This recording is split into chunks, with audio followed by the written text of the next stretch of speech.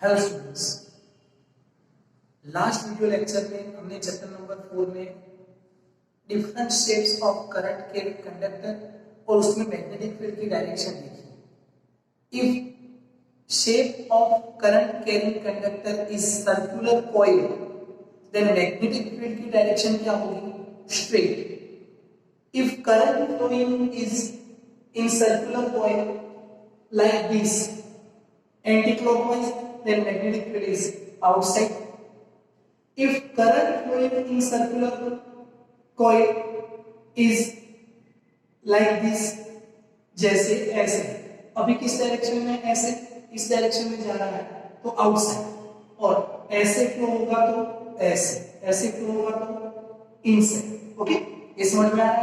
तो फिर से, if current flowing in circular clock in anti-clockwise, then direction of magnetic field is outside. If current flowing in current carrying circular coil is in clockwise, then magnetic field is going inside. Okay, ये समझ में आएगा? अब इसको use करके आज हमको निकालना है magnetic field due to current carrying circular coil, कि इससे कितना मैग्नेटिक फील्ड मिलता है, इससे कितना मैग्नेटिक फील्ड बनता है, कितना मिलता है। तो मैग्नेटिक फील्ड निकालने के लिए हमारे पास किसका फॉर्मूला है? बायो-सावर्ट लॉ है। कौन सा लॉ है? Biot-Savart law. तो यहां पे देखिए, बायो-सावर्ट लॉ में हम मैग्नेटिक फील्ड निकालते हैं, पर किसके लिए? फॉर स्मॉल एलिमेंट आइडियल के लिए। तो यहां पे देखिए, मैग्नेटिक फील्ड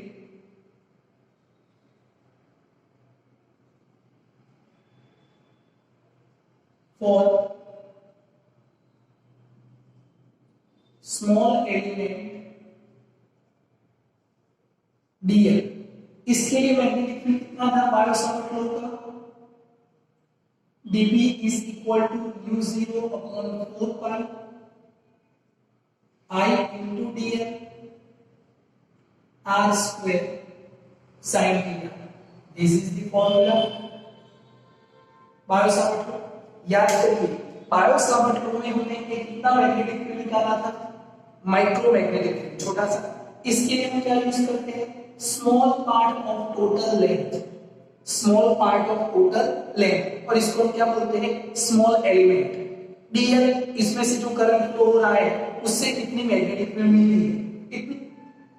ओके, तो यहां पे मैग्नेटिक फील्ड की डायरेक्शन क्या है? फिर से देखिए, एक करंट मैग्नेटिक फील्ड किस तरफ है? आउटसाइड। अगर करंट इस डायरेक्शन में होता तो इस डायरेक्शन में होता, तो अभी करंट किस डायरेक्शन में जा रहा है? ऐसे।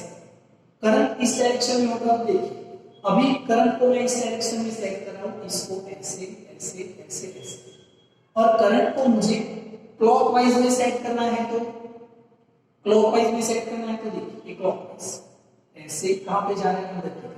कहां पे जा रहा है? अंदर की तरफ, ऐसे। ओके, तो यहां पे देखिए, इस फॉर्मूला को यूज करके हमको अगर करंट सर्कुलर कॉइल में फ्लो करता है तो कितनी मैग्नेटिक फील्ड मिलेगी वो निकालना है। तो यहां पे देखिए, यहां पे पूरे सर्कल में से कितना करंट फ्लो हो रहा है? कॉइल में से आई, तो इसमें से भी कितना फ्लो होगा? आई। तो इतना सा जो पार्ट है वो स्मॉल एलिमेंट है, डी। इतने बहुत सारे स्मॉल एलिमेंट होते हैं, ए बी डी एल है, ABDL है, AB स्मॉल डीएल एलिमेंट है, ये सारे स्मॉल डीएल के एलिमेंट हैं। हम क्या करेंगे? पहले इसके लिए निकालेंगे और इसका, इन सब का एक जैसे सबका एडिशन कर देंगे, तो हमको पूरे कॉइल से मैग्नेटिक फील्ड कितना बनता है वो मिल जाएगा। ओके, तो magnetic field for small element dl is equal to this. अब यहां पे देखिए, therefore for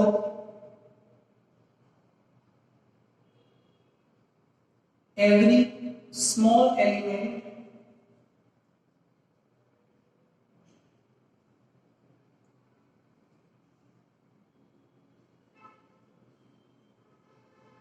direction of magnetic field is outside. Is outside. Okay, अब यहां पे देखिए हमको सबका मैग्नेटिक फील्ड ऐड करना है, तो देयरफॉर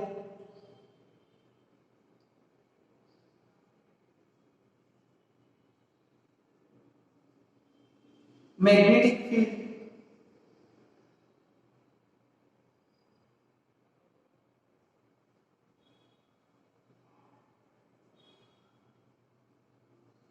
every small element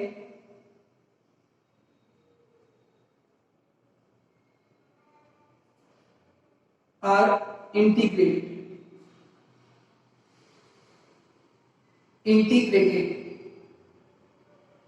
सबको एडेड कर देंगे, इंटीग्रेटेड कर देंगे। इंटीग्रेशन का मतलब क्या है? एडिशन, ऐड करना। ओके, अब इसका इंटीग्रेशन करते हैं तो वो हमको मैग्नेटिक फील्ड टोटल देगा B इज इक्वल टू, इसका इंटीग्रेशन करना है dB का। ओके, और यहां से स्टार्ट करेंगे तो पूरा यहां तक इंटीग्रेशन करेंगे, इसको हम बोलते हैं close integration. This is the symbol for close integration. Okay, अब इसमें देखिए dB का वैल्यू पुट करते हैं, म्यू 0 अपॉन 4 पाई IDL upon R square sine theta. Okay, इसका इंटीग्रेशन होगा तो इसमें देखिए न्यू 0 अपॉन 4 पाई R और साइन थीटा ये सारे कांस्टेंट है और I भी कांस्टेंट है। R क्यों कांस्टेंट है? क्योंकि यहां से हर जगह पे ये डिस्टेंस कितना है? R। ओके, तो इसको new 0 upon 4 pi I upon R square sine theta, और ये साइन थीटा देखिए ये एंगल कितना बन रहा है? 90 डिग्री, तो साइन 90 बन गए। ओके, तो इसका इंटीग्रेशन होगा सिर्फ dl का। इंटीग्रेशन किसका होगा? सिर्फ dl का। ओके, dl, ये dl का इंटीग्रेशन क्या होगा? टोटल लेंथ कितनी है? यहां से स्टार्ट करके वापस यहां पे आएंगे तो this is the circumference of circle 2 pi r, तो dl का इंटीग्रेशन क्या होगा? 2 पाई r। तो एक फॉर्मूला आपको यहां पे मिलेगा, देखिए इसको ऐसे नोट करते हैं, magnetic field B is equal to mu 0 upon 4 pi I upon R square और dl कितना है? 2 pi r।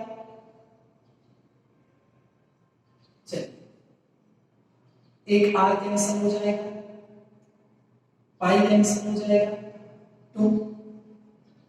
therefore magnetic field B is equal to nu 0 I upon 2r। this is the formula। magnetic field due to current carrying circular coil total magnetic field कितनी मिलेगी? nu 0 I upon 2r। ये formula आपको याद रखना है, this is the important formula. Okay, अब इसमें आपको अच्छे से समझना है और देखना है कि ये फॉर्मूला कैसे आया और कहां से आया। ओके, फिर से देखिए, बायो सावर्ट्स लॉ से हम मैग्नेटिक फील्ड किसके लिए निकाल सकते हैं? फॉर स्मॉल एलिमेंट, तो हमने इसके लिए मैग्नेटिक फील्ड निकाला और फिर इसके लिए निकाला, इसके लिए निकाला, तो सबके लिए एक जैसा मिलेगा। और फिर हमने सबका क्या कर दिया? इंटीग्रेटेड मींस एडिशन कर दिया, तो टोटल मैग्नेटिक फील्ड कितना मिला? इतना। ओके, अब इसमें अलग अलग एग्जांपल आते हैं कि magnetic field for half circle, magnetic field for 1/4 circle. Okay, तो magnetic field for half circle कितना आएगा?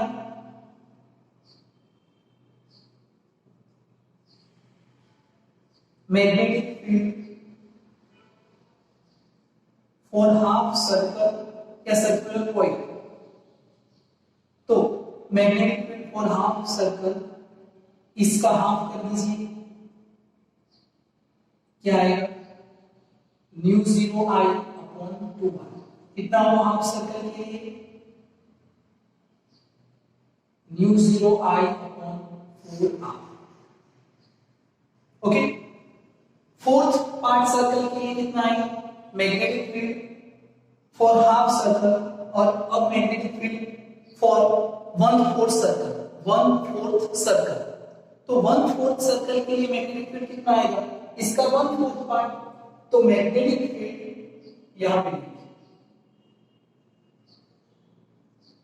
मैग्नेटिक फील्ड फॉर 1/4 सर्कल ए कितना आएगा, तो B is equal to 1/4 mu 0 I upon 2R। Okay, अब इसमें एग्जाम्पल कैसे आते हैं देखिए, यहां से एक इसको देखिए एस और एस, यहां से करंट फ्लो हो रहा है I, इसमें से भी करंट फ्लो हो रहा है I, और इसमें से भी करंट फ्लो हो रहा है I। अब एक कितना पार्ट है, तो 1/4 सर्कल है, तो इस पॉइंट पे find the magnetic field at point O। This is distance R, this is distance R। Okay, ऐसे एग्जांपल आते हैं। तो मैग्नेटिक फील्ड पॉइंट O पे निकालना है, कितना है, तो देखिए इसमें जो करंट फ्लो हो रहा है उससे मैग्नेटिक फील्ड हमको कितना मिलेगा, तो this is the along the axis, ये देखिए इसकी डायरेक्शन में, तो along the axis magnetic field कितना होता है 0। हमने आगे के लेक्चर में पढ़ा था, एंगल कितना हो जाएगा 0 हो जाएगा, तो इससे मैग्नेटिक फील्ड कितना बना 0। अब ये देखिए ये भी अलोंग द एक्सिस है, इसके लिए भी मैग्नेटिक फील्ड कितना बना 0, और ये कितना पार्ट है 1/4 पार्ट, तो इससे मैग्नेटिक फील्ड कितना बनेगा, आएगा समझ में। ओके, अब देखिए और कैसे एग्जांपल आते हैं, तो एस, इसमें मैग्नेटिक मतलब करंट फ्लो हो रहा है I, और एस इसमें करंट फ्लो हो रहा है I, इसमें भी फ्लो हो रहा है I, इसमें भी फ्लो हो रहा है, तो यहां से इस पॉइंट पे मैग्नेटिक फील्ड निकालेंगे, इस पॉइंट पे यहां find the magnetic field at point O, कितना आएगा, तो A along the axis, A along the axis 0, और ये कितना है हाफ सर्कल, तो इससे कितना मैग्नेटिक फील्ड आएगा। अब हमने क्या कर दिया, इन सब के लिए एक जनरल फॉर्मूला बना दिया, जैसे यहां पे देखिए A एक ऐसे और